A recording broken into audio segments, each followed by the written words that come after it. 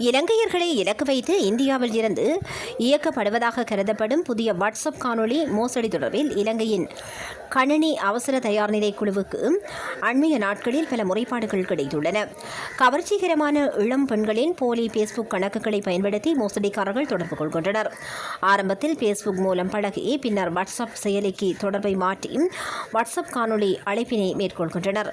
நிர்வாணமான தோற்றத்தில் அழைப்பை ஏற்படுத்தி பின்னர் அதனை படம் பிடித்து அல்லது போலியான ஆபாச காணொளிகளை உருவாக்கி அதனை பாதிக்கப்பட்டவரின் சமூக வலைதள தொடர்புகளுக்கு அனுப்புவதாக கூறி படம் பறிக்கும் நடவடிக்கையில் ஈடுபடுகின்றனர்.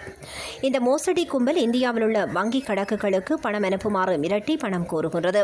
சமூக வலைதளங்களில் அறிமுகம் இல்லாத நபர்களுடன் பழகும் போது மிகுந்த அவதானத்துடன் இருக்குமாறு அதிகாரிகள் எச்சரித்துள்ளனர். சமூகத்தில் பல முக்கிய பிரமுகர்கள் கூட இந்த மோசடியில் சிக்கியுள்ளதாக அதிகாரிகள் சுட்டிக்காட்டியுள்ளனர். இதுபோன்ற சம்பவங்கள் நடந்தால் உடனடியாக அருகிலுள்ள காவல் நிலையத்திற்கும் சைபர் பாதுகாப்பு அதிகாரிகளுக்கும் தெரியப்படுத்துமாறு அறிவுறுத்தப்பட்டுள்ளது.